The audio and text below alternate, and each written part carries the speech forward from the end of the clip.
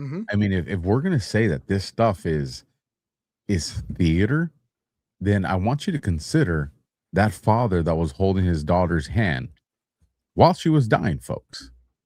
That is not what grab your popcorn in theater is insinuating. That is the opposite of what we want to think. You know, that the people who have infiltrated that our movement have exploited the trust that exists in this movement.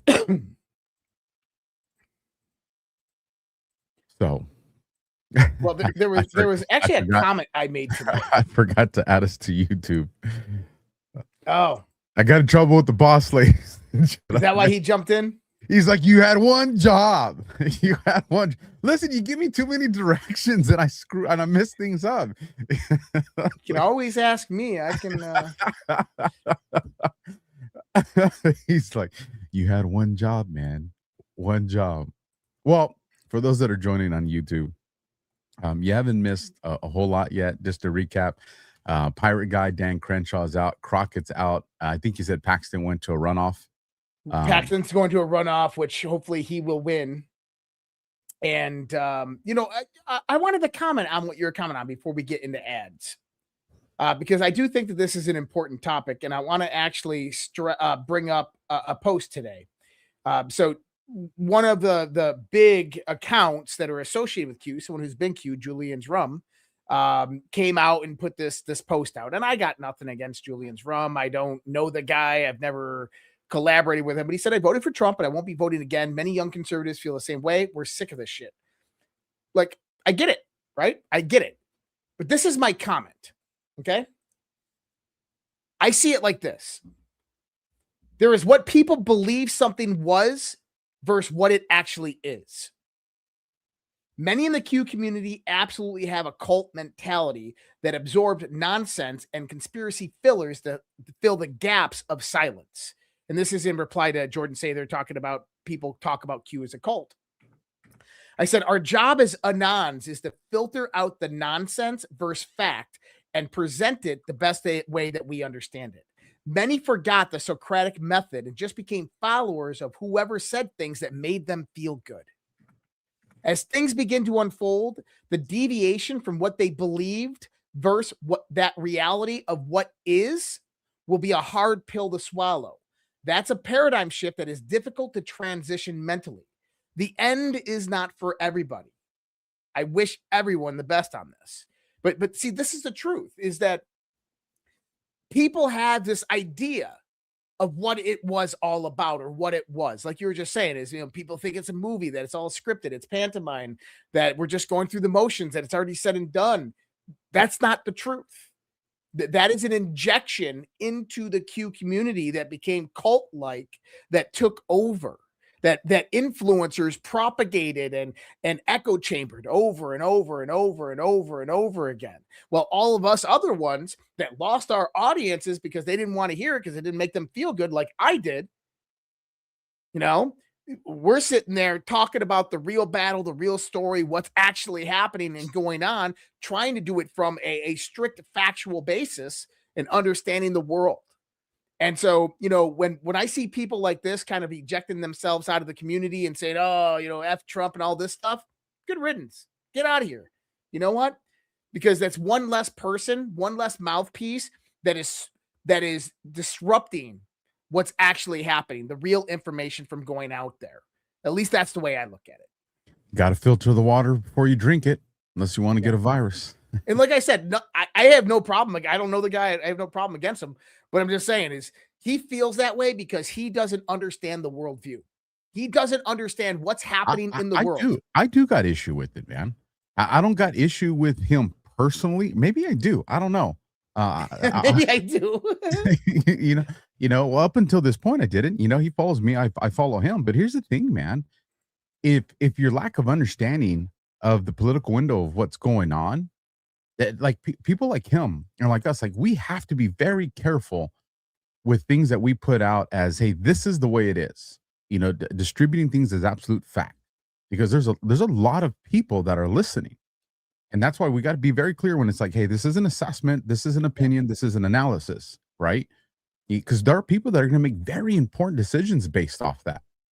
Agreed. you know, Agreed. And and there's a lot of people listening to what we're saying because I think that it fills in a lot of the gaps of intel or OSINT that they might not have. And, for everybody out there who might not like, who's in that position, who's feeling like betrayed by Trump or anything like that, and doesn't understand why we're hitting Iran and why it was a preemptive strike and all this stuff. Let me give you one quote. It's a quote that I made up today to perfectly kind of encapsulate everything that's happening right now. Today is not about yesterday's conflicts. It's about tomorrow's wars. And if you can truly understand what that means, you can understand why Trump is doing exactly what he's doing today. He's not protecting America yesterday. He's not protecting America today. He's protecting America tomorrow. he told us that. Yep. He said, this is not about right now. This is about the future. And we'll get into it. So let's get these ads. And then, you know what? We'll kick off with that video. I think it ties into this conversation. We can segue into that really good. So speaking of protecting stuff, folks, today it's scarily easy for criminals, scammers, or anyone with bad intentions to find your personal information online. Your home address, phone numbers, workplace, even your family members' names are exposed with just a few clicks. Trust me, I know this real time with the way people come after my family members, even where my mom lives, folks. When this much information is public, scams aren't random. Hundreds of people search sites and data brokers compiling profiles linking your name, address, phone number, relatives, and online behavior. Scammers use these profiles to decide who to target and how to approach them. That's how identity fraud starts, long before the damage shows up. Patriot Protect removes your personal data from the internet, wiping it from Google and every major website where bad actors search for targets. Patriot Protect finds and detects your personal information from 240 plus people search engines and data brokers. Once your profiles are eliminated, their search and destroy protocol runs continuous monitoring, so every exposure is detected and wiped immediately. It's the peace of mind you have for your own security team, all for about the cost of keeping your porch light on. If you want to take control of your personal information and reduce your exposure, go to patriot-protect.com/defcon. Use code Badlands for 15% off all Patriot Protect plans. That's patriot-protect.com/defcon. You will see that link down in the description. And then our next one, All Good. Make self-care great again with All Good by Jessica Storm. Made in small batches by Jessica in Florida with only clean ingredients with purpose. Zero junk. And packaged in amber glass jars so it's all good inside and out.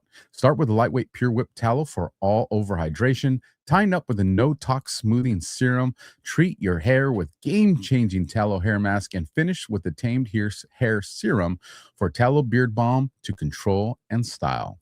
Ready for spring? Grab some All Good tallow sunscreen and bug out balm to nourish your skin while protecting it. Get a bundle of your faves at badlandsmedia.tv/allgood and use code Badlands to discount your entire purchase and to support the creators at Badlands Media. That's badlandsmedia.tv/allgood. Promo code Badlands. This stuff is good, folks. Go ahead and spoil yourself, spoil somebody else. So, with that, let me get our graphic up on the screen. So here's to set up the video I'm going to bring on. I just see people that, I mean, these aren't dumb people. That's the part that's kind of crazy to me. Like, these are smart people. Like, I've heard these people in other conversations, Josh, where I'm like you have a high IQ. Like, I see you see these things. Why are you falling for this? It's not that they're falling for it. It's retreating the comfortability. It's retreating to what they know and what they believe in the context of maybe even their moral and ethical framework or just their understanding the world. I mean, think about it. Most people are intelligent people, but they have an understanding of what they believe the world to be, right? And I've said this multiple times on the show, that the majority of the people in the world think that we live in some kumbaya, let's hold hands, green peace type of world, right? Where civilization is this thing that it's always here and it's always going to be here. We talked about the museum civilization the other day. I will bring up a quote that I have from this. Civilization is a fragile state of peace that exists between the graveyard of violent men that created it and the men who would fight with unholy vengeance to protect it. The world is a dangerous place. You leave your guard down and somebody else will come out and take you out. You know, I go into the kind of like the leftist discussions when they're talking about the Native Americans and you're on stolen land. No, we're on conquered land. We're on conquered land because the majority of the Native American civilizations could not fend off a higher, superior technological military. More tactical, more strategic, better technology. They lost. They were weaker. They lost. They lost their land because they got conquered. They got conquered because they believed that civilization was different from what it actually was. And we have this understanding in Western society that civilization is the default state of humanity. It's not. The moment that you put your guard down, you will be conquered. And guess what? China, back in the 1990s, literally put out a whole plan about exactly that, called the 100-year plan. And in their 100-year plan, they laid out over the next 100 years how they're going to start to take over education in the Western worlds. They're going to infiltrate. They're going to take over and dominate the economic systems. They're going to become a military superpower to the point to where they become the hyperpower homogeny of the world and where they take over the United States of America. Did you know that in China, that they trade American real estate as if they already own it? Yeah, it's crazy. Yeah, because they own someone in China owns your house. I shit you not. Because when they plan on taking over and invading, that's going to be their house. They've already purchased it. That's China's 100-year plan. Understand that that's the war of tomorrow that was coming. But guess what? Because of the moves of Donald Trump over the last 13 months, that is almost not going to happen. We have this man to thank for a lot of things, man. And I'll tell you, if we continue down this road with Biden, then Kamala, we would be done. We would absolutely right now be in the midst of a civil war, social destabilization rising up. You'd have gangs taking over streets and cities. You'd have Chinese military age males taking over states. Yes, that would be the reality because that was their plan. I'd be in a solitary confinement cell, man. I'd be drinking, 80s cafeteria milk and wet bread is what they would be. That's where I would be right now. I know. Do I get a nap at noon? I mean, do I get a nap at lunchtime? I get an LED light and 2 books to choose from for the whole year. That's what their intentions were for me. Let me bring up this video. There's a lot of conversations going around on, Trump went to war with Iran. We're not at war. But Trump went to war with Iran because he's Israel's biatch, right? Like that's the statement that's being made, right? I think we've done a good job of articulating exactly why and the strategic benefits of it. But I want to show this on the screen here. This is our Secretary of War, Pete Hegseth, says this is 100% correct. And what is he referencing? He's referencing Rapid Response 47 put, did Israel force your hand to launch these strikes against Iran? So let me go big screen with this. Let me hit play, and then just give me a thumbs up, Josh, so I know you guys can hear it. Mr. President, did Israel force your hand to launch these strikes against Iran? Did Netanyahu pull the United States into this war? No, I might have forced their hand. You see, we were having negotiations with these lunatics, and it was my opinion that they were going to attack first. They were going to attack. If we didn't do it, they were going to attack first. I felt strongly about that. And we have great negotiators, great people that do this very successfully and have done it all their lives very successful. And based on the way the negotiation was going, I think they were going to attack first. And I didn't want that to happen. So if anything, I might have forced Israel's hand. But Israel was ready and we were ready. And we've had a very, very powerful impact. Mr. President, did Israel force? So did you catch what he said right there at the very, very end? We've had a very powerful impact. No, check this out. No, the lady. Listen to this part. I think it's right about here. Anything, I might have forced Israel's hand. Yes. So we talked about this the other day before he even said this. And I laid this out. I said, look, this has been on the table since the beginning. Does anybody wants to know how far back this goes? Let me pull this up, because if you truly want to understand how far back this goes all the way back to 2024, 2023 time frame. And let me pull this real quick. So there it is. I've been writing about this. I went on Redacted with Clayton and Natalie a year ago. And I said, what you're watching is the unfolding of a regime change in Iran. They're like, oh, no, you don't. They resisted it. They didn't want to hear it. And I said, no, this is exactly what's going on. I've been literally writing about this for a very long time. And I talked about the silent Western coup of Iran. It was the opening salvo against China. And I laid this. Yeah, literally laid this out. I mean, if anybody remembers President Raisi from Iran, Abraham Raisi, he was on a helicopter, 3 helicopters crash in Azerbaijan. And it was the first time in history. This is what got me into it. Well, 3 helicopters, but only 1 crashed, and it was his that crashed. Right. But it was the first time that the Ayatollah, the IRGC, didn't come out and go, Israel did it. The U.S. did it. They said, oh, must have been the weather. And I'm like, they just killed him. They just killed their own president. Why? Because we knew that there was a back channel within the political centers of Iran with Israel. Well, it was most likely President Raisi. And he was undermining the Ayatollah from what we gathered. But what happens after this? You get the decapitation event. Benjamin Netanyahu said 6 months ago, guys, I don't like Benjamin Netanyahu. I'm not a supporter of Netanyahu's regime, but I want to make that important, right? Benjamin Netanyahu said about 6 months ago that when they were doing the planning mission of the Hezbollah decapitation event with the beepers and the pagers, they called President Trump to get the go green order. Now, President Trump was in Mar-a-Lago. He was not in the White House at that time. That was 2024. He hasn't done any of the really important stuff from the White House lately either. But Bibi Netanyahu acted as if this is the man to go to get permission to do this. Why would Netanyahu ask Donald Trump for permission to go ahead and do that event? Because this was their plan since 2018, 2019 that they've been working on for a very long time. They do the decapitation event. Then you go into the 12-day war a year later.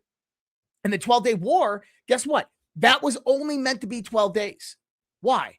Because you get to see the weapons capacity, what they've developed so far in their armaments, where they're hiding them, where they're moving them from, how far ballistic missile launchers are moving from the mountains into the open to actually launch. You gain a massive amount of intel. And so this whole last year with the whole negotiations, this has just been one big setup on Iran. And Iran knew it. So from the intel that we got over the last week and a half, when all this is kind of unraveled, is that in the negotiations, the Iranians believed that Israel was going to attack them. It was inevitable that the U.S. and Israel were going to attack them. So they had a strategic meeting, that they were going to preemptively strike U.S. targets, U.S. Navy ships, and Israel before we struck them. Bibi Netanyahu came to Mar-a-Lago, told Trump this, and Trump's like, let's confirm it. Trump went out there, had U.S. intel go out there and confirm it. And then you had the operation. That's what happened.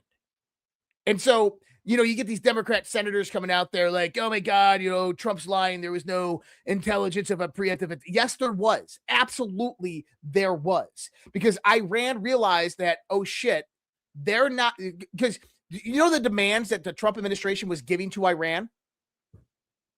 That Ayatollah Khamenei and the other clergy members and the IRGC leadership had to step down, had to leave.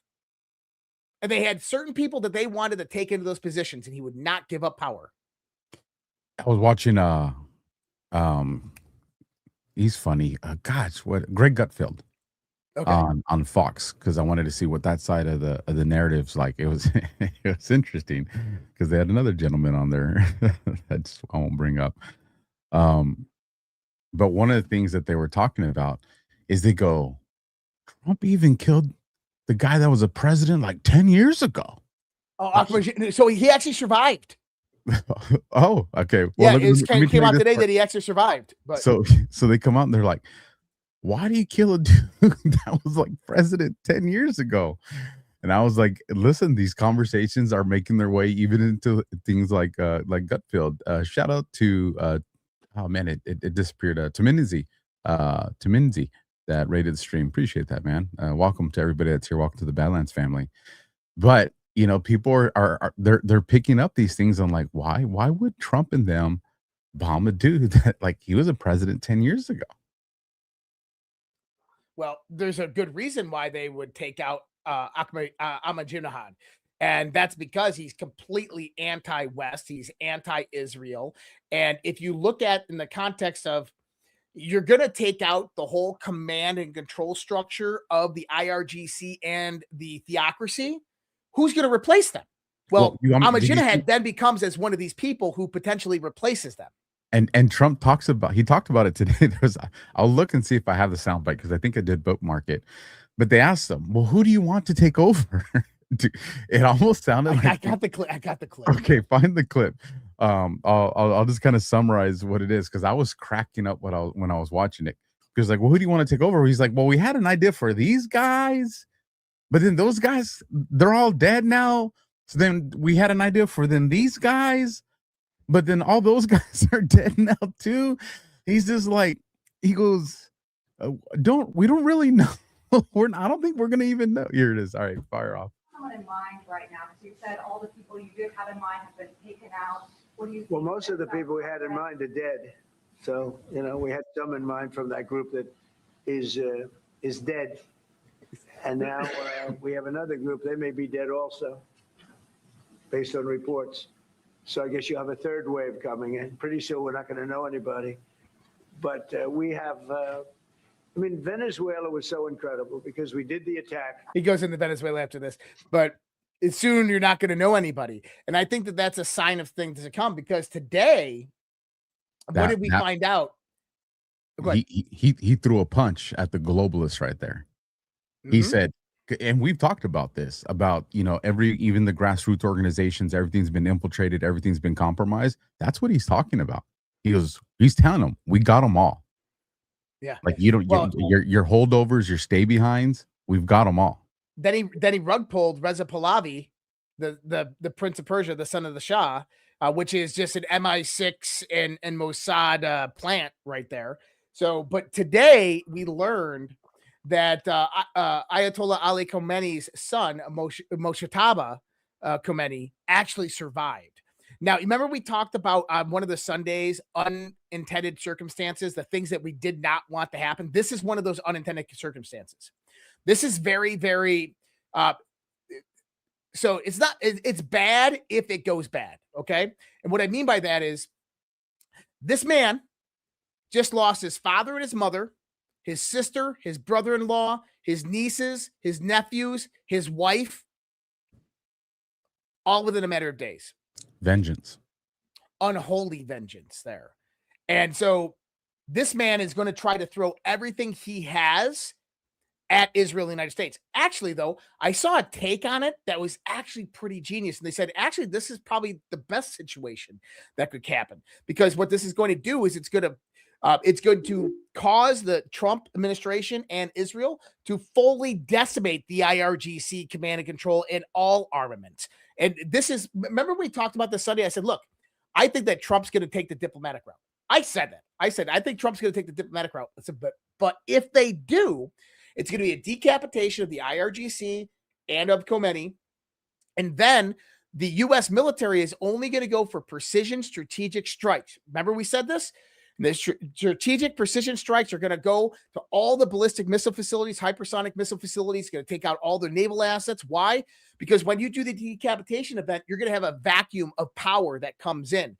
And you don't want someone like this rising up with 5,000 ballistic missiles, 4,000 hypersonic missiles, and a full-fledged Navy, because now you got a real war on your hands. But Trump and our military have to do enough. They have to annihilate enough that as they start to back off and the surrounding countries take over, he has confidence that even if they kind of mess up a little bit, we've already exterminated the major threats that exist to us. Correct. And what they're using like a feint technique. And so this is what I want people to say, because you're hearing all on the news that Iran has thousands upon thousands of ballistic missiles and thousands of hypersonic missiles. But guess what? They only have like 300 launchers, remote launchers. So this is how it works. Iran pulls out one of these missile launchers. They load it up with ballistic missiles and they launch it. Immediately, U.S. satellites are detecting that launch.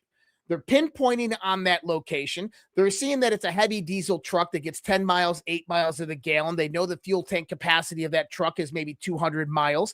They know that it most likely came from a circular radius.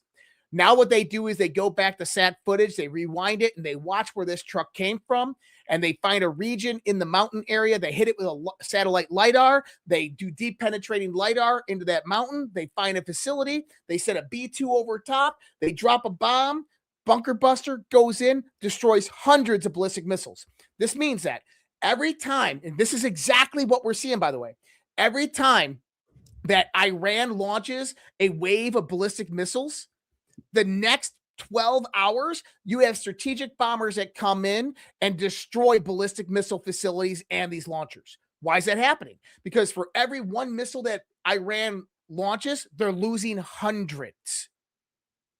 That is huge, because this is why Trump said 4 weeks, because at that rate, their ballistic missile capacity runs out in 3 to 4 weeks. I mean, they have some other missiles that I'm sure that they don't want us to find. Well, I think that they took those out today. That's what they went back and struck the nuclear facilities. I hope so. And then remember when I told you, I said the U.S. and Israel will not do a ground invasion. Who did I say was going to do the ground invasion? I believe it was the Kurdish force, right? Kurdish force. Remember the Iraqi Kurdish forces? Right. Trump has opened the backing armed anti-regime groups inside Iran, including the Kurdish factions. Exactly what we said. And not only that, is today, what did we learn? Syria is sending thousands of troops to the Lebanon border. This includes infantry units, armored vehicles, and rocket launchers. Then you had Qatar, which joined in on the bombing missions of Iran. Saudi Arabia is ready to bomb Iran. What the hell's going on here? Qatar is one of the mediator of the majority of these negotiations. They're the ones that have handled under the table Iranian oil transactions for the last 5-10 years since sanctions have been imposed. But now Qatar is bombing the shit out of Iran. Why? Because Iran bombed them back. But I showed you that clip the other night. Remember when you had that Iranian foreign minister and he was asked, why are you guys bombing your friends and allies in the Gulf region? And he said, honestly, it's not our fault. Is that the majority of our military is independent and isolated, and they don't have current orders, so they're working off of old intelligence of where to send the missiles and the bombs. In other words, it was a complete decapitation event, that the IRGC does not even have command authority over the people launching the missiles. And now you have other Gulf nations that are bombing Iran. What does this tell us? It tells us that you are going to have a complete overhaul of the Iranian government, and that a full color revolution is going to go in place. The Iranian people are going to rise up. Kurdish forces are going to move in to support and actually help to arm the rest of the Iranian people. The IRGC is in complete disarray. So let me interrupt you right there real quick. So does this then, hindsight's always 2020. Does this provide some clarity to why Trump was building such a strong relationship with people like MBS and Saudi Arabia and Qatar? Because if you know that this is going to unfold this way, and these neighboring countries are probably going to have some influence on the government that they're going to now stand, in Iran, does that kind of make sense looking back hindsight? So So there's three different reasons why Trump actually went in and supported, for strategic reasons, why he supported UAE, Qatar, Saudi Arabia, why he's going into Jordan and Turkey with various different defense pacts and agreements in Egypt. Okay. So the number one reason, and this actually will take all of those people that say Trump is controlled by Israel and get them to be quiet, because once you realize this, you understand that Trump is in control of Israel, not the other way around. And let me put this into perspective. Trump has given hundreds of billions of dollars of U.S. armaments, weapons, jets, planes, bombs, and missiles to Qatar, United Arab Emirates, Jordan, Saudi Arabia, Turkey. Okay. Now, by the way, which countries do not like Israel? Egypt, Turkey. They don't like Israel. Okay. We'll put that to the side for right now. So Trump goes in there and he does that. Then he goes and negotiates and brokers peace in Gaza. Now, number one is Benjamin Netanyahu was meant to bring about the greater Israel. He was meant to take over that Gaza area and then the West Bank and move up into the Jordan and do all of this. That's not happening now. Now you're going to have a minimum of a 2 to 3 state solution. And this brings about with the Board of Peace. Well, who are the members of the Board of Peace? Saudi Arabia, Turkey, Jordan, Egypt, the ones that Israel hates. Now you have the International Security Force, which is primarily made up of Turkish and Jordanian forces. Israel doesn't like that. They don't want that. But then what money's flowing into Gaza? Qatari money, Dubai money, Saudi Arabian money. So you're going to have them build an infrastructure out in Gaza, new hotels and restaurants and beachfront properties. Is Israel going to risk dropping a bomb on Gaza when that infrastructure is paid for from the neighboring countries who are just armed by the United States of America, who don't like them very much? No, not at all. It put Israel in check. So that was number one. Number two is you have to understand Saudi Arabia does not have very much oil left in the context of their resources. They look at Iran, which has mass abundance of oil, as a resource replenishment. And so Qatar, Saudi Arabia, they look at Iran as this kind of proxy reservoir to where they can process, refine the oil and get it out and distribute it. So yeah, they want a regime change because they want to go in there and control the resources. So that's two. And three is actually the big one. See, Iran is not about Iran. It's not about the Ayatollah. It's not about ballistic missiles. It's not about nuclear weapons. It's not about any of that nonsense. What it's about is China. First and foremost, 100%, hands down, it's not about the conflicts of yesterday. It's about the war of tomorrow, and that is China. And when we talk about this, we're talking about technological evolution that is happening right now, a 500-year leap in less than 20 years, of which artificial superintelligence will come about at some point in time. Pandora's box has been opened. It's coming. In order to come to artificial superintelligence, energy is the key component to all of that. Over the last 13 months, Donald Trump has secured natural resources around the world and dismantled the Belt and Roads Initiative done by China, undermining massive amounts of their energy deals. Venezuela, Iran, and Russia were the three parts of the Chinese energy dominant triangle because they were all under Western sanctions, and China could go in there and buy oil at 30% market price directly from them. And they had energy co-interdependence because of those three countries. Well, we dismantled that in Venezuela. Now that oil flows through the United States and China's actually buying it at retail value. And now this is happening in Iran.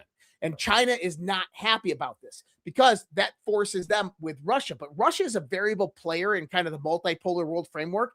They're not one of the top contenders, but basically Russia is going to side with the strongest one that they see is going to be the top contender in the world. And that's going to be Trump because he is winning right now. You have Putin already signaled that when he says they're willing to go back to the U.S. dollar. Yeah, they're willing to go back to the U.S. dollar for settlements, that they want to do the trade negotiations. They want the Arctic inter-exchange deal with oil and energy. So Russia is already moving in that direction, and China knows this. So what does that do? That takes away China's co-interdependence from these various nations on energy. China alone only has 100 days within its strategic petroleum reserves, and that does not include civilian infrastructure if they were to wage a war. So if you take out Iran, and now Iran is oil goes on the open market outside of sanctions and its full market value, right? But it's done through kind of this Middle Eastern organization, then what happens? China is forced to buy oil on the US controlled supply chain market. Now, why is this important? Because if tomorrow China invades Taiwan, Donald Trump simply calls up Oman, Qatar, Saudi Arabia, Turkey, Iran, and says, hey, shut off the flow of all oil to China. And they say, well, sir, we can't do that. Oh, yes, you actually can. Go look at the defense cooperation agreements that we have with you and the defense alliances that we have with you. When we gave you all of those weapons, that's actually in there. And they will shut off the oil flow to China, which means that China will only have 100 days to sustain war. They can't. And you write them out. That's right. Well, not even that. Is China knows this. So the Chinese people are very smart. They're very tactical and they're very patient. And the thing is they know this, so they won't even try. They will not even attempt war or engagement due to that one fact. Although we are coming to the point where China is going to have to do something kinetically. They are going to have to face off against the United States of America because it's coming to the point where Donald Trump has just taken over global homogeny. And if we continue, we're going to be a hyperpower and they're going to be left in the dust. So China can't allow that to happen. So let's insert a conversation into this conversation right here, because I think that's a very critical point that we need to dive into. China recognizes this. China realizes how Trump has positioned us. There's no contingency plan for them in that general scheme of kinetic warfare as the way you articulated to us. But they got to do something. So where is America's Achilles heel right now when you're looking at the court of public opinion? It's internal. Destabilize America from within. Spot on. And those are the things that I think people need to start paying attention to. Now, again, it has to work. So that means this is, of course, we've talked about Antifa, we've talked about BLM, we've talked about all these different, units and that have come into our country under the guise of that immigration crisis under, Biden. But there's also more to that. And I want to bring up something from Kristi Noem that she said, because she just came out and said we're being spied on from our devices. Mm-hmm. And so let me bring this up so you guys can take a look at it and listen to it. It's about a minute 17 seconds. I didn't make it. But Ryan Fournier puts, breaking: DHS Secretary Kristi Noem just revealed that Elon Musk helped her find spyware on her devices. It was installed by her own DHS employees. The deep state corruption is massive. We need to expose it all. And he does ask a good follow-up question when she talks about that. So take a listen to this, folks. Came into this office, it was, Elon and his team were extremely helpful to me. They helped me identify that some of my own employees in my department had downloaded software on my phone and my laptop to spy on me. Stop it. To record our meetings. Wow. They had done that to several of the politicals. Wow. And so we ended up bringing in people, and that was something that if you didn't have those technology experts here in the department looking at all of our laptops and our phones and recognizing that kind of software, it would still be happening today. What happened to the individual that was had your phone that was being spied on? What happened to those individuals? Fired. Brought in, polygraphed, fired. Yes, many of them out of that arm of the department that are in charge of security on laptops, phones. Also, you think that's enough? We had to sweep my office on a regular basis to make sure that there's not listening devices in it. It was very prevalent. And I think that what happened at this department was individuals had gotten away with for years spying on people who were politically appointed and trying to stop an administration that was coming in and trying to fix this country and keep us safe. Now, did you catch two things that were very important to what she said? The first one is, he goes, well, what happened to him? She goes, fired.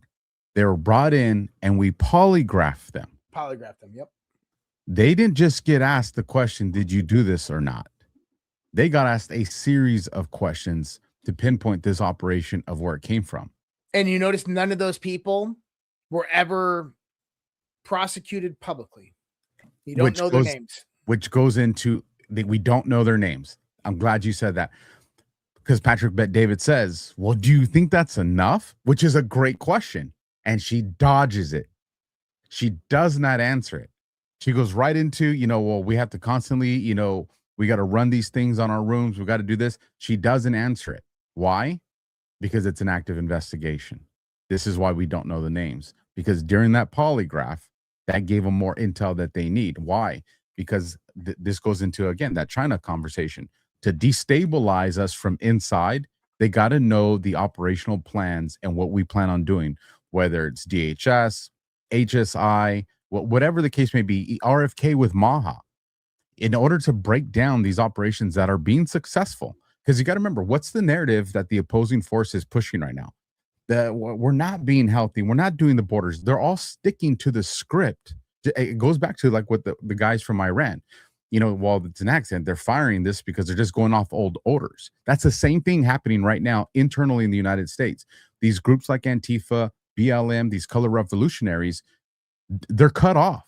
So they're deploying. So when you're saying, why are you guys playing these scripts out when that information's not even accurate? We can actually push back against that because they haven't gotten the updates.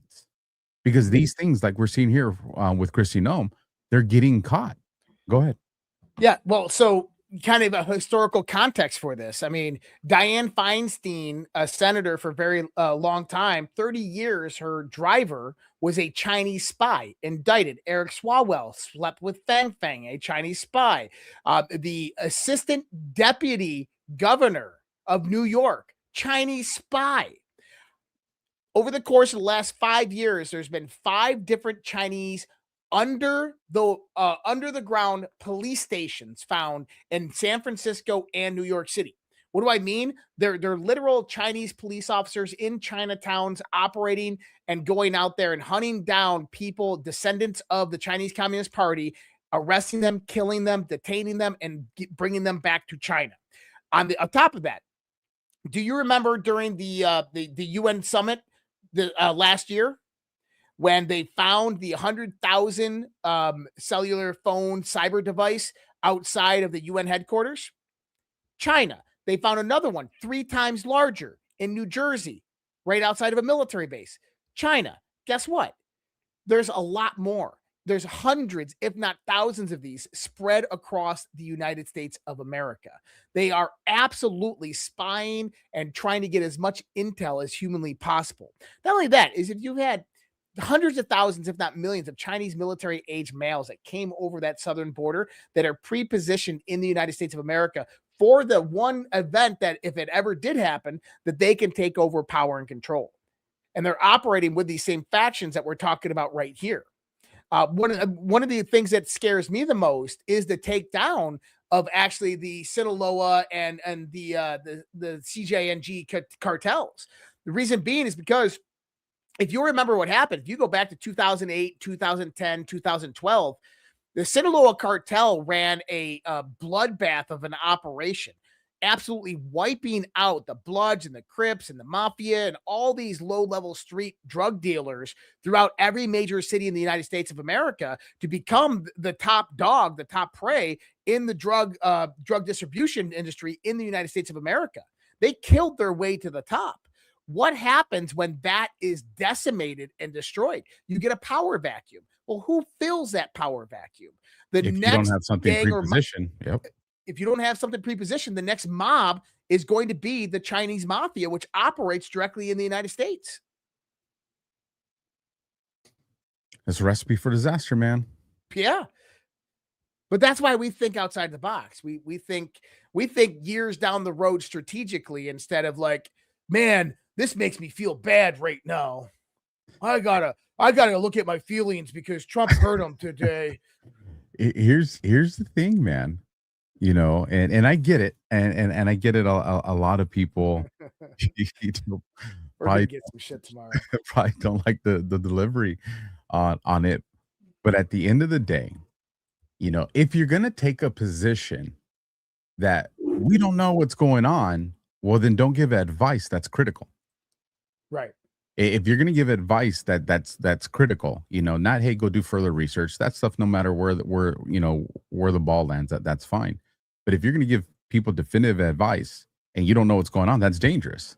That's you're literally playing Russian roulette. Mm-hmm. And since we are piecing together what's going on, because I do see people want to say, Q is a cult, and aspects of it are, as in every group that exists out there. But we also have to understand, like, people weaponize virtues. And I see this happen daily on social media.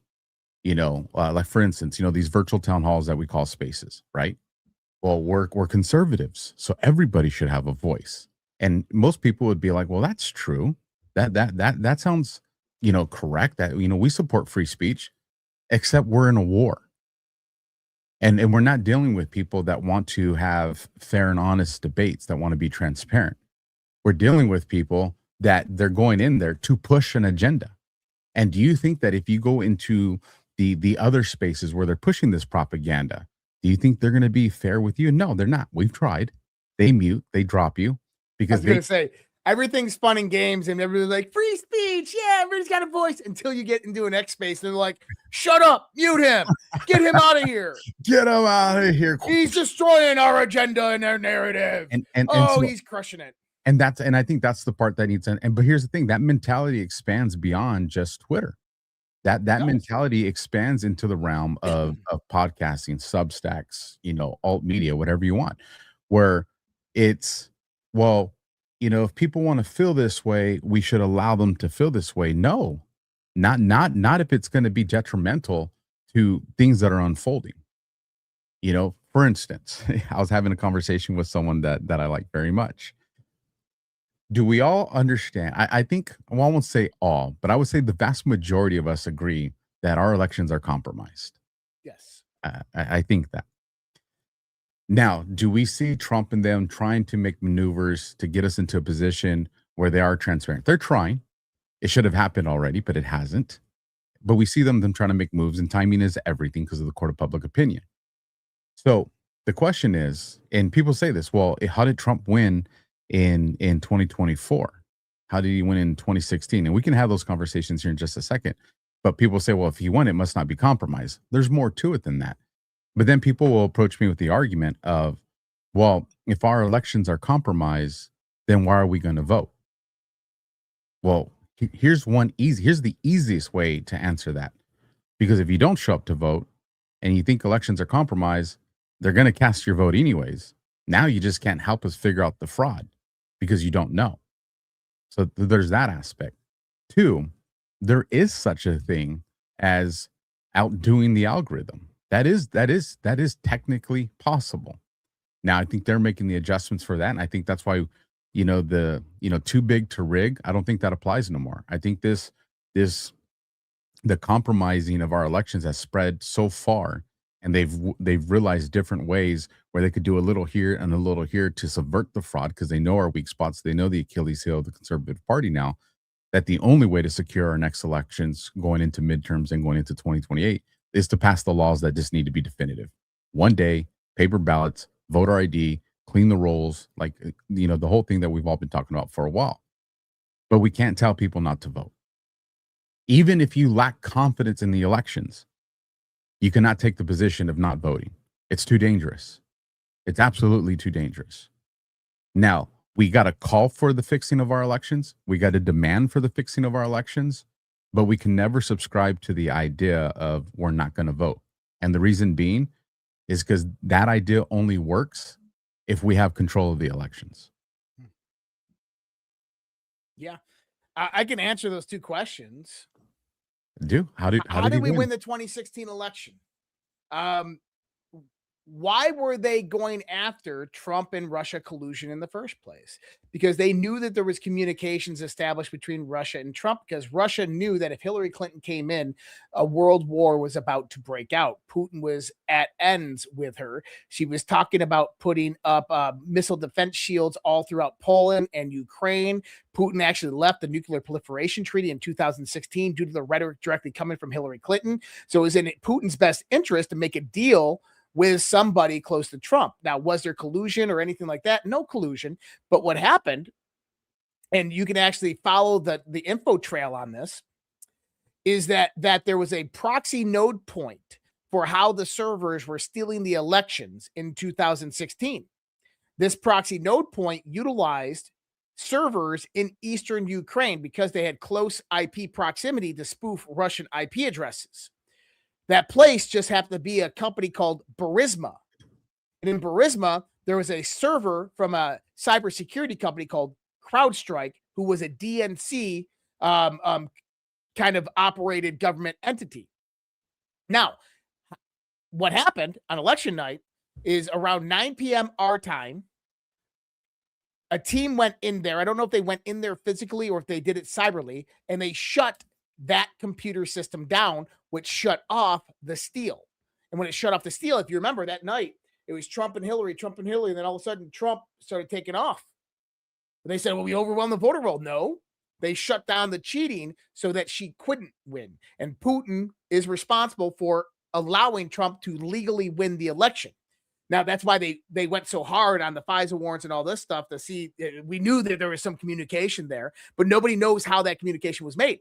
Now, what does Trump ever confirm this? He does in 2018. Remember, he got impeached over a perfect phone call. What was the one part of the phone call in the transcript that was released that was the major concern for the Democrats and for Eric Ciccamorella and Vindman?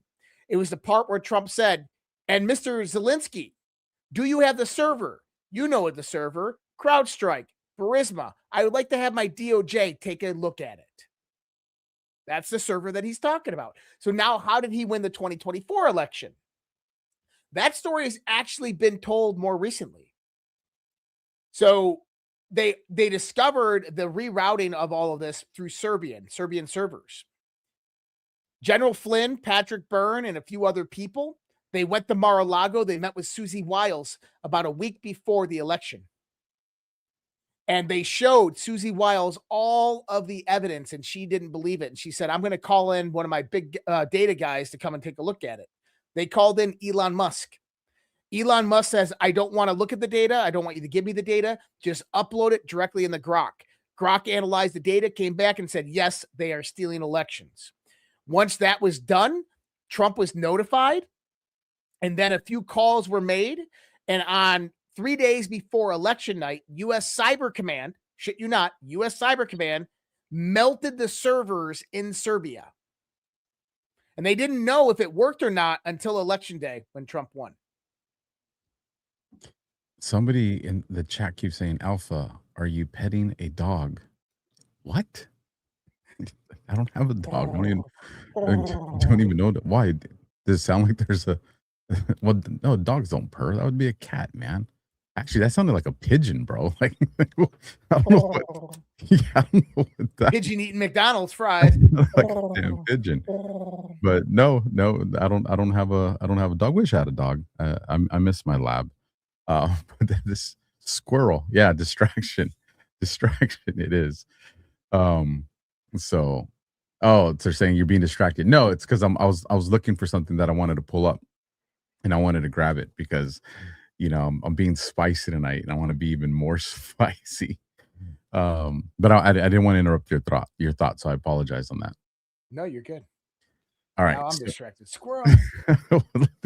Let me bring it back to what I was searching for. So today is March 3rd. The show is live, and there's a lot of deltas for today. A whole bag of deltas for today. At what point in time do you play the Trump card? That's one, but I'm kind of being a little selfish tonight, and I'm gonna go for one that pushes my agenda, right? If this is post 29... How many crayons could a Marine eat if a Marine could eat crayons? As many crayons as a Marine could eat if a Marine could eat crayons?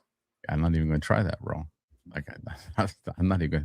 I'm gonna have to go take one of my clarity mushroom pills to pull that one off. But post 2949, March 3rd, 2019 says the power of the people. Tweet deleted.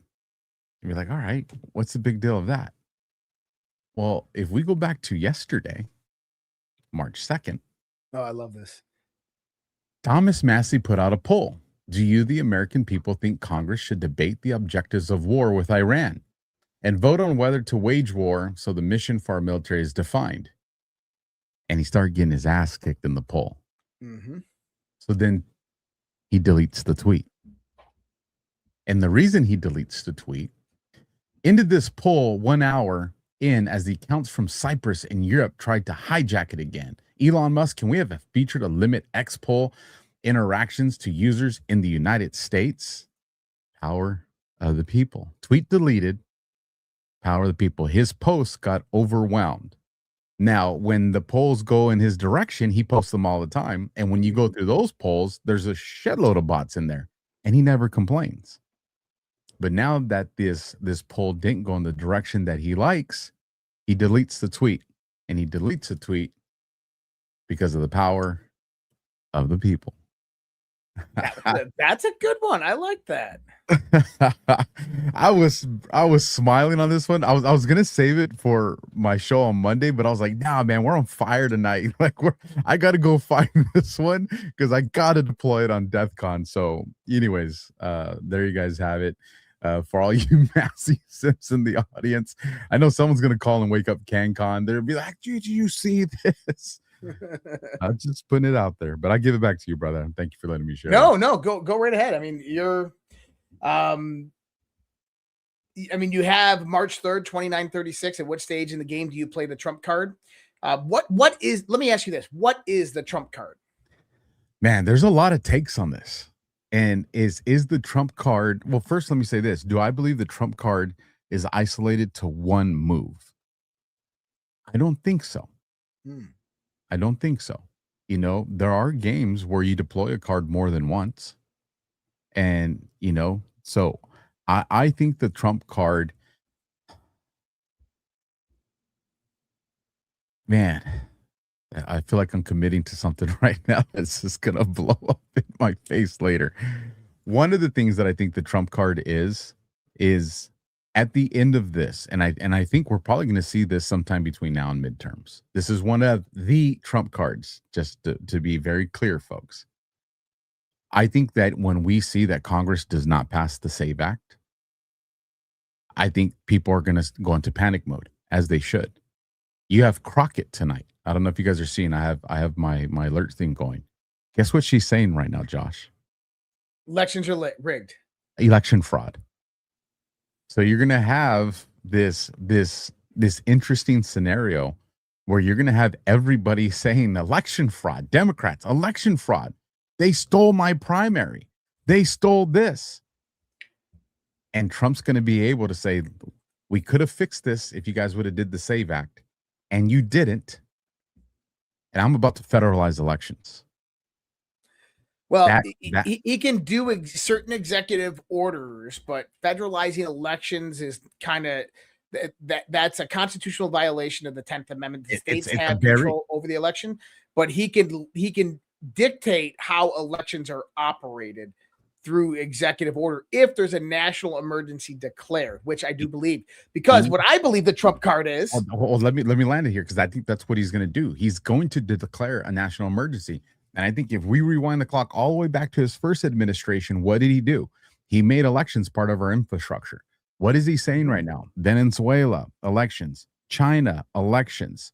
What you're talking about with Serbia, that's come to the surface. You have Sheriff Darleaf out there in Michigan who just sent an email to the DOJ regarding the stolen elections with people in Serbia with the IP addresses. So all this is coming to a head. We're seeing that the establishment doesn't want to pass the SAVE Act. We're seeing that Democrats are now calling election fraud. You're going to see this perfect storm where everybody's going to be frustrated, and the court of public opinion is going to support Trump when he declares a national emergency and says, look, we're going to do voter ID. We are going to do ballots, and we're going to do this, and this is how it's going to unfold. And it is going to create a constitutional crisis.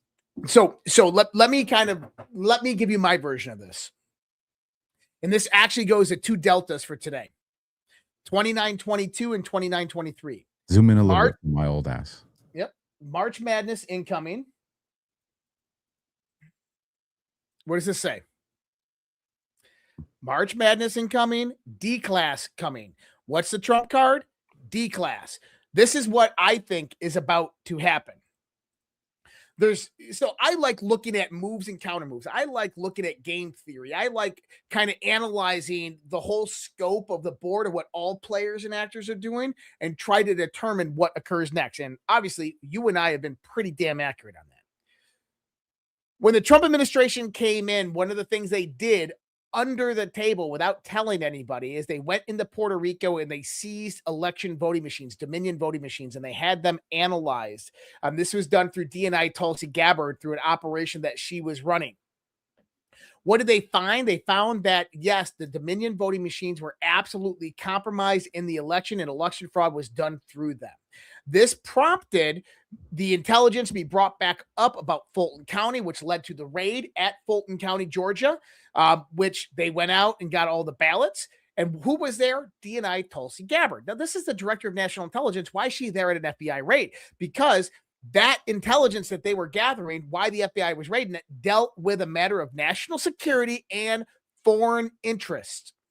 2 points that she would be involved in that. The next part of this, immediately after Fulton County, Trump comes out and appoints Tulsi Gabbard to lead a task force on election integrity and infrastructure security. Basically CISA, but through the DNI, through a coherent review. Then they came out with the kind of distraction. Oh, we're going to go do something in Arizona. Remember, John Solomon came out and was like, oh, there's something big's going to happen in Arizona. And it was just Kristi Noem going out there talking about election security. Why? They wanted people talking and communicating who committed election fraud, and they wanted people scared shitless. So, in knowing that part of the house, D-Class coming, we know that there's a RICO investigation going on. We have 4 different grand juries. 2 of them have not been announced. That's New York and Pennsylvania. Pennsylvania is the big one that deals with election fraud. At least that's my perspective. Eastern District of Virginia is primarily FISA-gate, Comey, Obama, these guys. And then you have the 2016 ICA Intelligence Community Assessment, which led to the Steele dossier in Mar-a-Lago in the Southern District of Florida. And we're still waiting on the Brennan one with Florida. That's right. I think that what's going to happen is the dominoes are going to start falling with all of this. And this is the playing of the Trump card. And so as the dominoes begin to fall, one grand jury comes up, indictment, indictment, indictment. And then you're going to have, oh, there's a Pennsylvania grand jury that's being announced because Tulsi Gabbard discovered this in her investigation of integrity and security of elections. And these are the indictments that are coming down from that. Boom, boom, boom, boom. Now there's indictments there. And don't forget that they're also looking into the NGOs, and those same NGOs, the Tides Foundation, George Soros Open Society Foundations, Arabella Advisors, are not only associated with civil unrest, the money laundering of massive amounts of healthcare money, and the funding of terrorists inside of our cities, but also directly monetarily involved within the stealing of the 2020 election. So that is a connective part that comes about during the same time. And all it has to be shown is D-Class. D-Class and the information and the documents on this stuff, bringing about those indictments. And now Trump has the legal precedent. This is the key. Now he would have the legal precedent to bring about a national emergency on election integrity and infrastructure. So you have to have that legal flow to say, hey, we really do have a problem. It's compromised. China, you're going to find Taiwan, Japan were involved, Italy was involved, the UK was involved, Venezuela, Cuba, China, everybody had a piece in the 2020 election. But you're going to find all of that out, and it's going to come out before the 2026 midterm elections.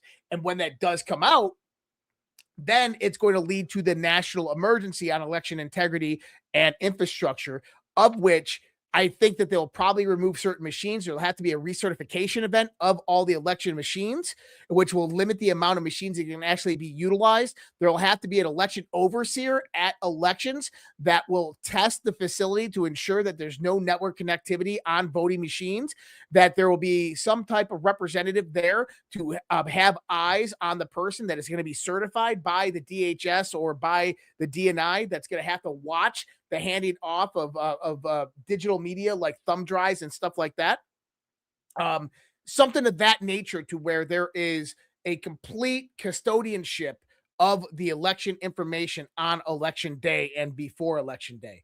So I think that that is going to be the Trump card, is D-Class. I think it's March Madness, D-Class, and what we're about to see over the course of the next 4 weeks. Remember what Trump said? We have certain objectives, and he's talking about Iran, but I want people to point this in all directions because you have March Madness.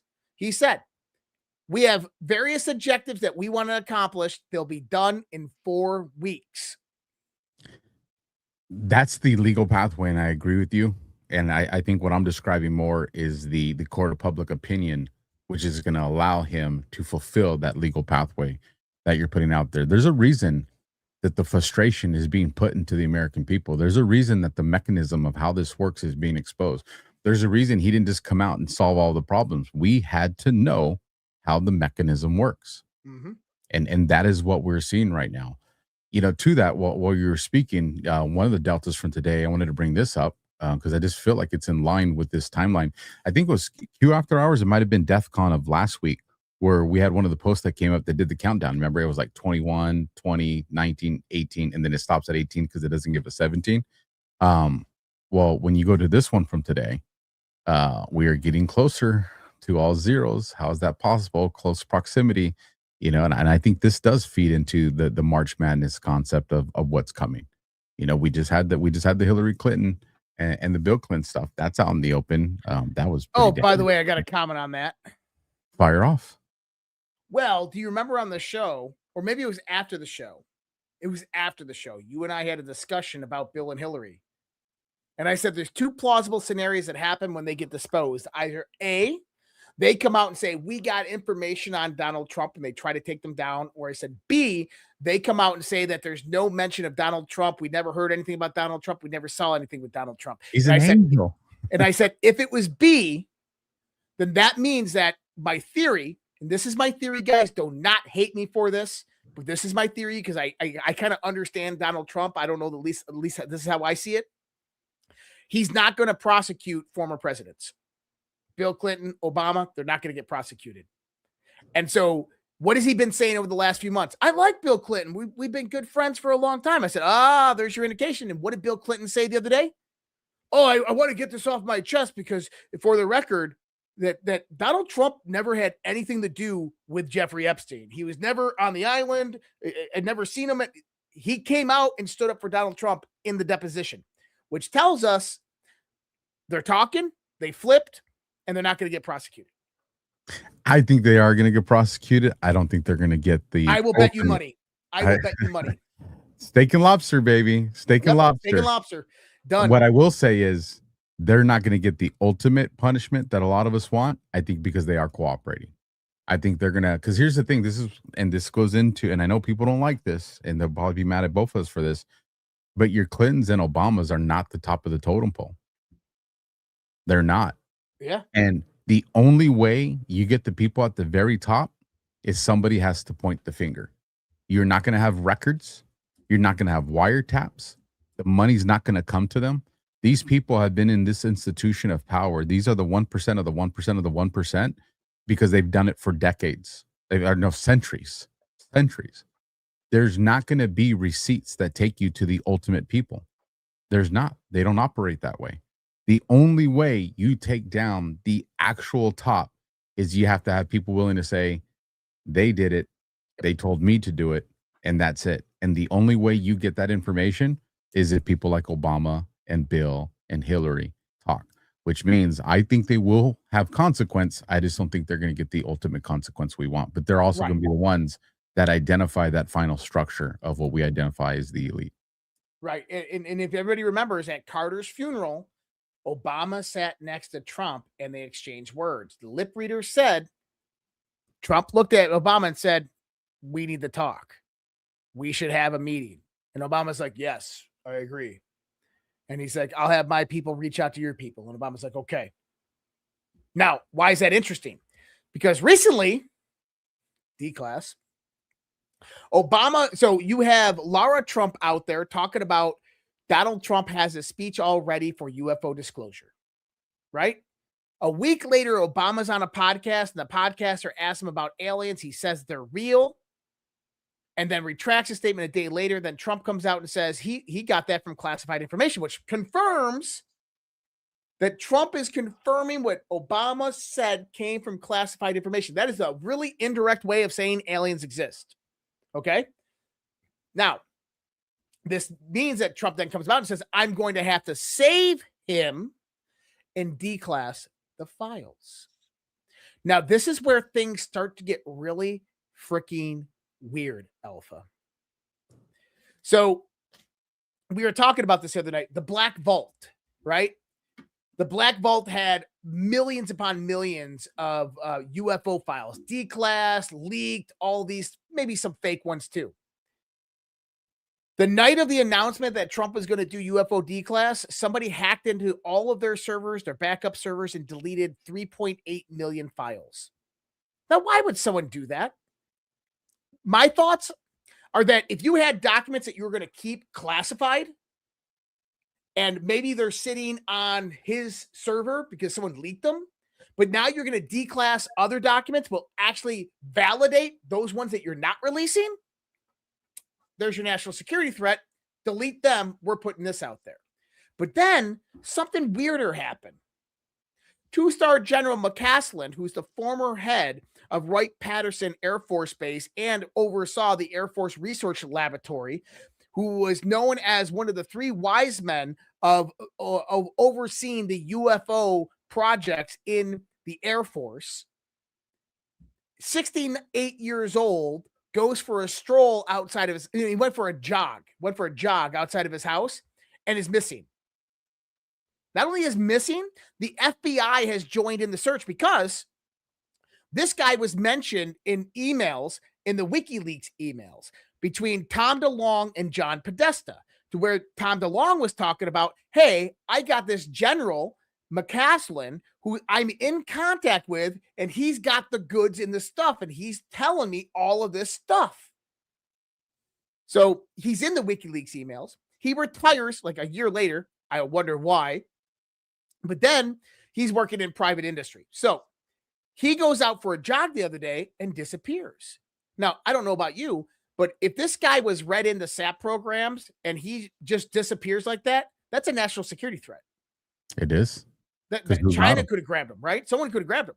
So the question is, now the FBI is involved and the FBI is looking for him. But I have a problem with this because, listen, this is 2026. This isn't 1995 anymore, right? Cameras and data everywhere. Ring doorbells. They said he left his cell phone at home, but he probably had an Apple Watch or something on. I don't even care. Listen, you can track this guy simply from Ring door cameras, CCTV cameras. You can track it from his last known positioning, when he went missing. You can go out there. You can go to his phone. You can find his last run tracks of the places that he used to run to. You can go and search those areas and vicinities. You can have a scouring of a 10-mile square radius within less than 1 day. Why haven't they found this guy? Want to know my theory? Come on, lay it on us, man. I don't, because it was them that took him. There's U.S. intelligence that went and grabbed him. I'm glad you said took him. I thought you're going to say made him. I don't know if they made him disappear, but I think he has too much. He has too much. Yeah, he's too much of an asset with the information that he has to make him go. Well, but I agree also with you. on top of it, I think they're the ones that snatched him up. But also, I look at this from another sinister perspective as well.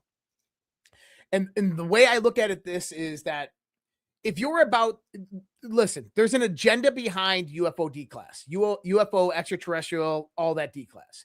I don't think that they're going to come out and tell you extraterrestrials exist, at least not in this first tranche. What they're going to do is they're going to tell you there's anonymous phenomena. We don't know what it is, and it's going to go into academia, and they're going to release this information to academia. Why? They want the scientific research and experimentations that they've done on this stuff in AI.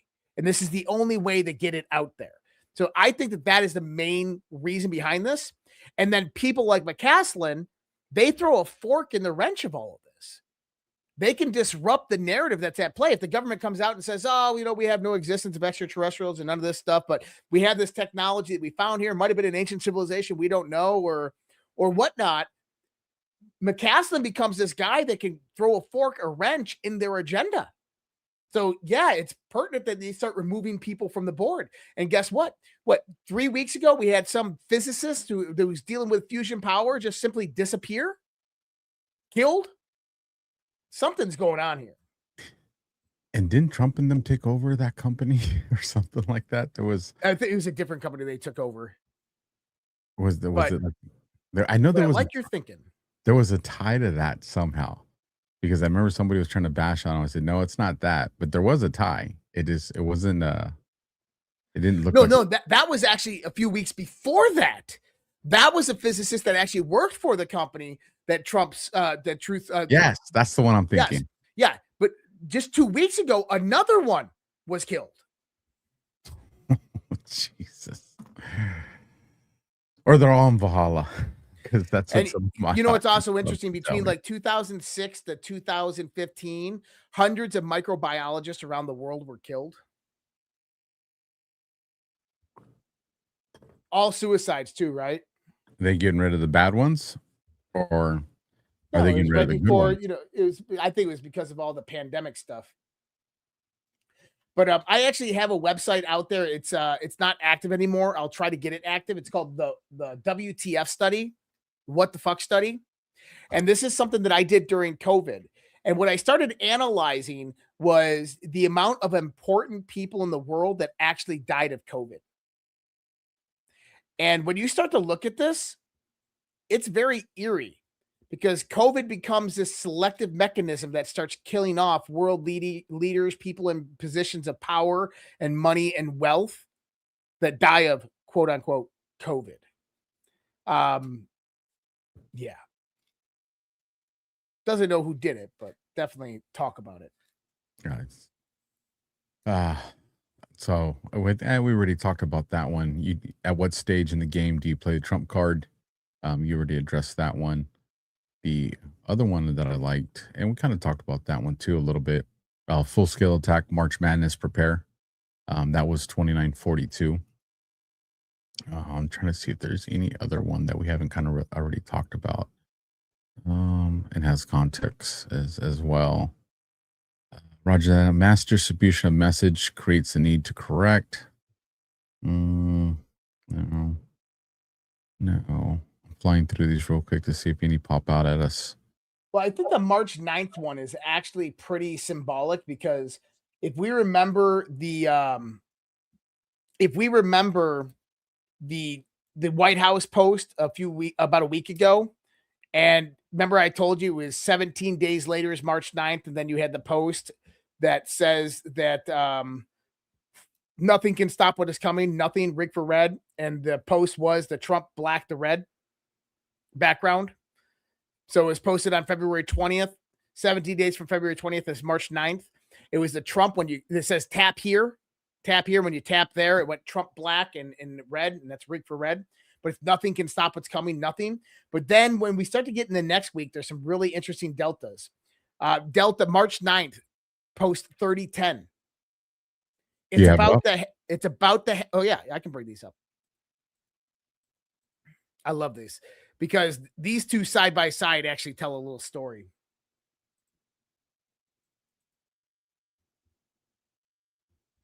Hold on. So look at this 3011. So 3010, firstly 3010, right? Treason. It's about to happen. Be vigilant. Then you get sealed, unsealed, indictments coming. This is what I'm talking about. We are in this time frame right now. This is all going to start to come out. I think that's what's going to happen about the time of the Ides of March. I'm there for it, man. I'm there for it. Let me ask you, get your thoughts on this one before I let you go, and then I have a positive Before one. you let me go. let everybody go. We do our ads and all that in the Rumble Rants. We got a lot of Rumble Rants that came in, which is super cool. Here it is. It says, and it's 8:33. It's still from today's, and it says, reality is labeled as conspiracy. You are made to feel crazy. You are told to obey. You are sheep to them, pawns to be sacrificed. Remember, we are winning. Do not trust what you read. Mind warfare, up is down, left is right, boom. But the part of this that really just kind of stuck out to me is do not trust what you read. You know, dead smack in the middle of this. And granted, we've talked about mind warfare all the time. But do you want to comment to that? And then if not, then I'll drop the one that I think this one's really positive. Well, is it self-fulfilling? Let me ask you that. Do not trust what you read while you're reading a post. It's mind warfare. And I got a few ideas of who wrote that post. I think we would probably agree on that one. Yeah, we would agree on that one. But yeah, I think that we are in the midst of it, man. You know, here's the one thing about the world we live in is information is not going to slow down. It's only going to come faster. It's going to escalate.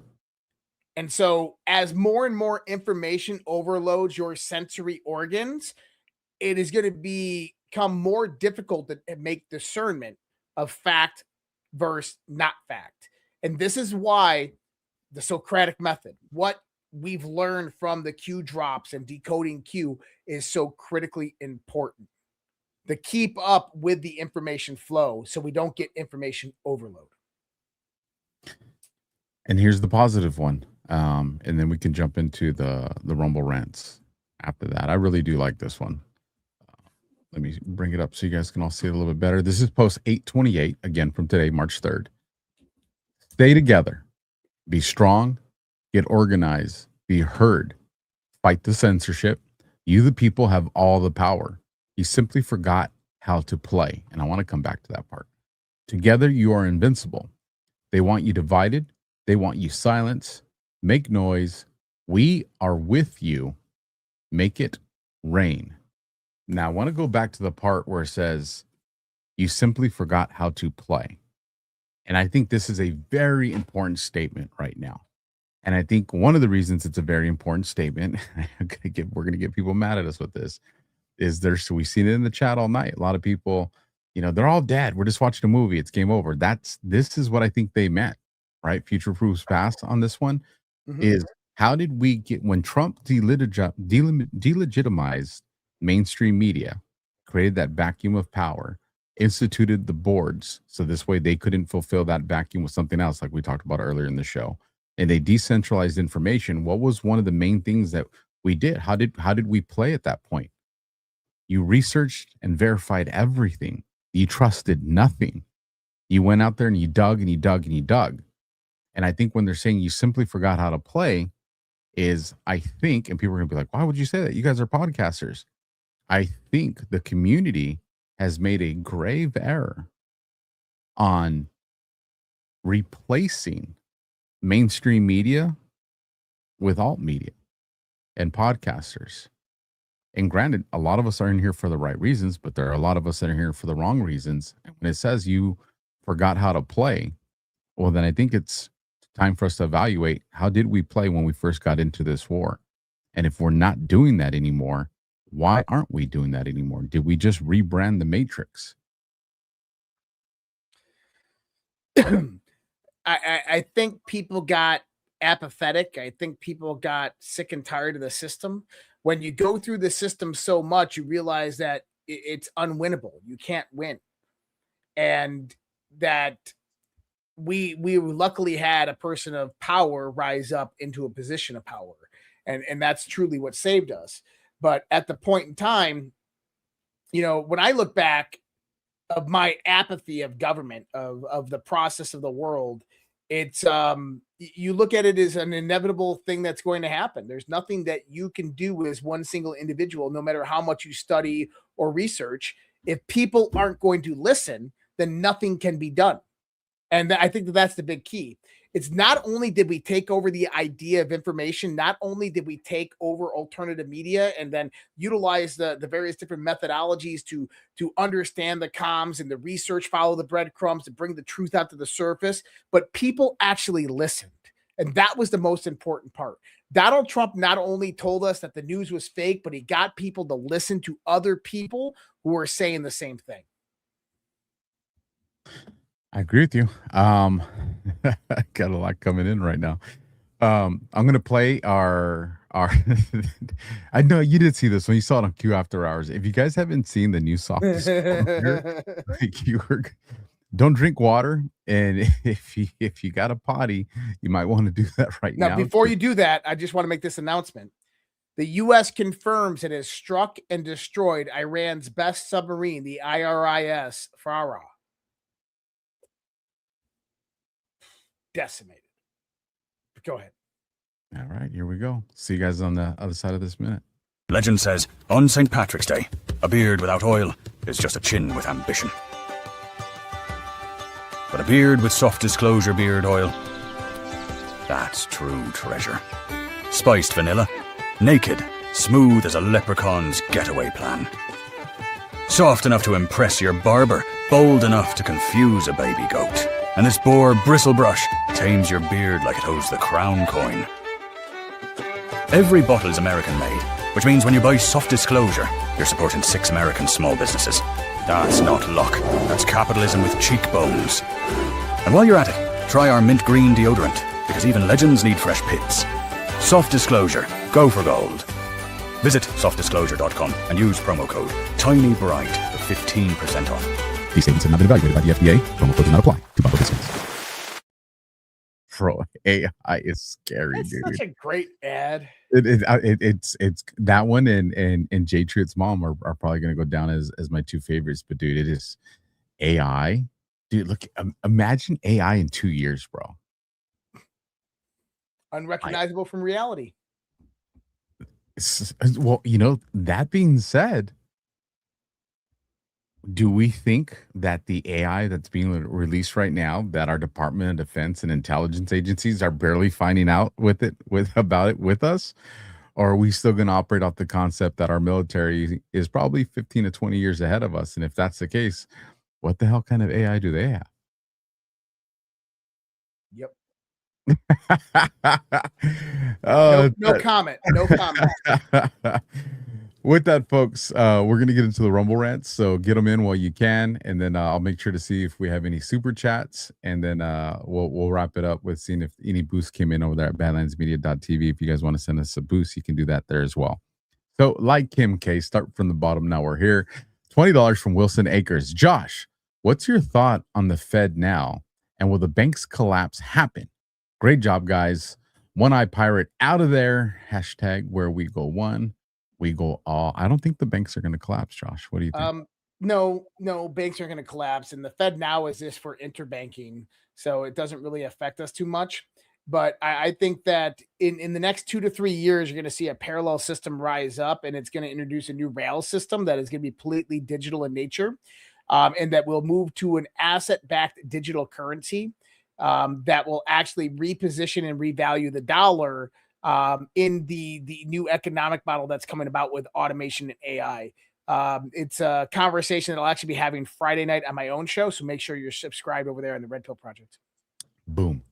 $2 from BS Girl 1950. Blood moon peaked at 3:33 a.m. according to AI. Amazingly big. Get out of here, BS Girl. No way. Are you guys all shitting me? Like, are you guys punking me? Is Ashton Kutcher gonna come out and pop in my studio? So we're episode 33 on March 3rd. It's a blood moon and it peaked at 3:33. So we just have all kinds of threes being thrown at us today. That's right. It's a simulation. it's a simulation. It's a simulation. That's it. We're Sims. Whoever's playing me shouldn't have went cheap, man. You should have bought me more stuff.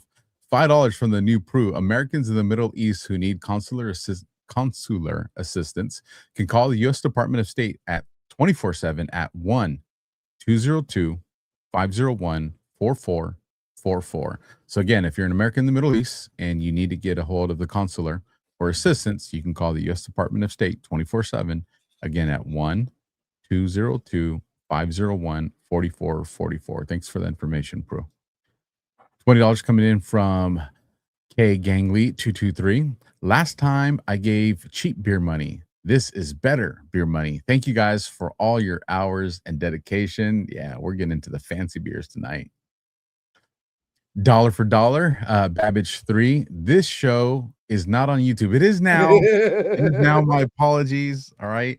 You know, we're trying to be careful with the content because YouTube likes to just whoosh, whoosh, right? So we're trying to be careful, and I forgot to hit the go button. So that one was on me. Wow, Benjamin C note, $100 coming in from Greg Ghost 7. Nice. Been watching YouTube for a while now. I don't get to watch you live often. Love your work. Great analysis each week. Keep up the great work. Thank you. Appreciate that. And glad you caught a live with us. $5 from RPG 3573. No rant, just a donation. Nice. Goes into the beer fund. $20 from Miss Marty. I heard we have prison facilities in other countries like Greenland. Maybe Trump sending hospital ship to Greenland is prisoner transport. These people are sick. We have prisons on boats. It's true. So These people are. Oh, that's actually, I like that. That was a slick one. Like the way you think, Miss Marty. $10 coming in from Maria Teresa, 1776. Who sings This Is Warfare? One by One. I love the intro song. Who sings that? We'll have to reach out to Nate. I don't know it right offhand. I got it. I think I can find it right here. All right. We'll see if we find out. We'll continue on. $20 from Andy Pearson. Remember this guy. And it is a link. I don't know if you're able to grab that link after you look that up, Josh, and I'll keep going with the stuff I'll put in the private chat for you.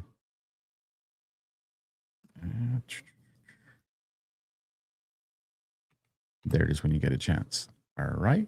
Continue on. $5 from Auda. When this is all said and done, the syndicate has been fully defeated. Do you think they go in and liquidate all the unknown high families? They have in every way forfeited their right to stay here. Man, listen, when this is all said and done, the syndicate has been fully defeated.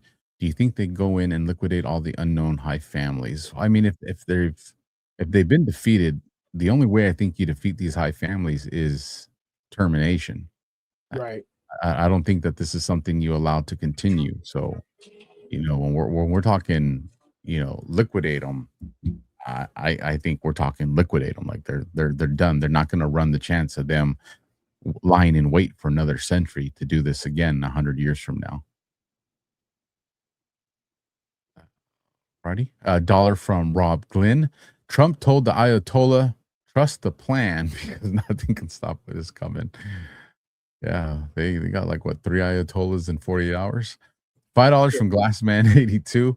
Watch the Blood Moon and Perm Joseph Z on YouTube. The prophetic lines up with what's going on in Iran. Lines up with your all's take on this Iran situation. Give me goosebumps. Awesome job, Josh and Alpha. Glassman, drop that link in the comments. Don't make me go search for it. Drop that link in the comments because I will take a look at that tonight. While we're going through while we're doing our edits and stuff, because you guys really spawned my interest with this Blood Moon and all these threes. Like y'all got me tripping right now, man. $5 from just so you guys know, Josh knows all about that stuff too. He's not dropping bombs right now, but I know he knows. $5 from the New Prue. Election runoffs give establishment time and opportunity to cheat their candidate in Cornyn because he was most likely losing to Paxton. We watched it happen in Georgia, Herschel Walker versus Warnock. Mm-hmm. You're not wrong. Good old boys club out there. $1 for dollar ZBM. Alpha. I posted some of those Trey Smith YouTube videos in the comments of last night's show. Also, I got a question. Is the story of the USS Liberty ship being attacked by Israel true or false? Love you guys. It's a true story. True story. People have different takes. There are people that will write it off as blue on blue. I don't subscribe to that idea just because I have looked very deep into this. I've looked into statements from some of the survivors. I watched some of the original because a lot of them didn't provide statements in the beginning. And then when they did start providing statements, I looked into that. I looked into some of their new ones.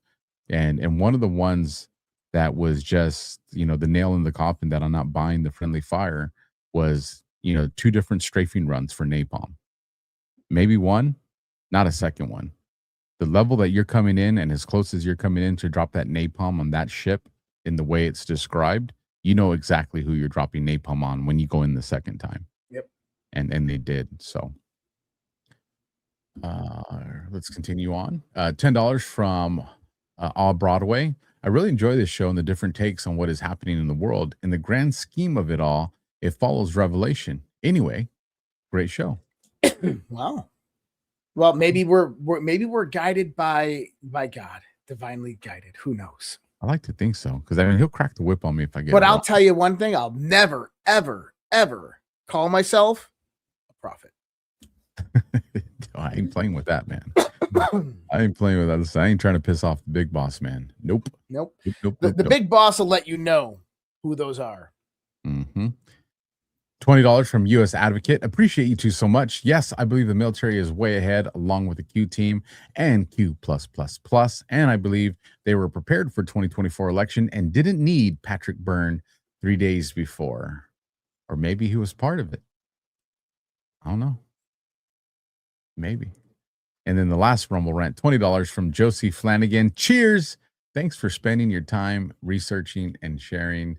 Cheers, Josie, from me and Josh for spending your time with us. I'm going to go get the boost. Josh, I don't know if you want to bring up. Yeah, I mean, out there, 10,000 people strong almost all night. I think we're up to 12,000 on Rumble. You guys are amazing. Awesome. We're sitting at 9,700 right now.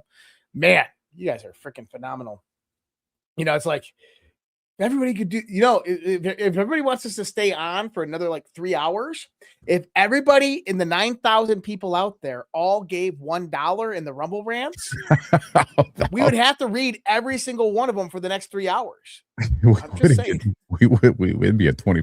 That'd be a marathon, bro. I know it would be a marathon. We'd have to be like, all right, man. Guys. I'm just joking, by the way. You'd be like, all right, man, you got to read the next hour. I'm going to go take a nap. I'll set my alarm. I'll come back. Like that would, but we would do it. We would do it. So the next show comes on, then we'd have to go. It's taking me longer to get into this because I cleaned my cookies, but I got it now. Here we go. But instead of that, hit the like button, guys. Hit the like button. That's all I ask you. Just hit that like button. Let's get up to like 20,000 likes. Yeah, definitely smash it. All right, so we're in the boost, and we don't have a boost. All right, so we're good there. Now let me check our super chats. And it's Kate Garfield. Kate Garfield, who sings Warfare. Oh, gotcha. And were you able to grab that person that they said I got that link right over here. Yep. Cool. All right, we're ready for that one. Here, you want to bring it up? Oh, we're gonna watch it. Oh well, first, did you vet it just to make sure? Oh, it's an hour long. Oh no, okay, no, we're not gonna. What you're talking about the YouTube video of the prophet dude, right? No. It was another one that I sent in the private chat. Oh, I hope I didn't lose it. Oh no, that one is. This is actually it's a TikTok that I made. It's the Muslim dude coming over the border and saying, "You might not know me now, but you will know." Oh, me. I remember that. It's that one. Yeah, it's just that video. Gotcha. Well, then we are good, brother. You want to let everybody know what you got coming on? I know you said you had something Friday. Just another show Friday. I got a friend of mine coming on who's going to become my new economic guy, doing my economic analysis with me on Fridays. And so he's coming on Friday with me. We're going to talk about the new economic and parallel economic system that's rising up right now. Really good conversation right there. This week we got Overwatch and The Guardian Thursday. We got to talk about some show ideas. I know we had a few guests in mind, but I haven't heard anything back. But I got some content that we can absolutely do. Yeah, just my regular show. Everybody wants to find me, redpills.tv. So if you guys want to find me and support me, redpills.tv. If you want to support me, give.redpills.tv, give.redpills.tv or redpills.tv. So appreciate you. Boom. We got dollar for dollar came in from Jabe Guy. 3-hour extension challenge. Love you guys. Oh, Brad and the Badlands. Glassman 82 says dollar challenge accepted. Y'all are crazy. I should have made it a $20 challenge. You all are crazy. I'll tell you guys that much. If you guys want to support me, you can go find me here on Rumble. And I think they have all our links down in the description as well. alphawarrior.tv.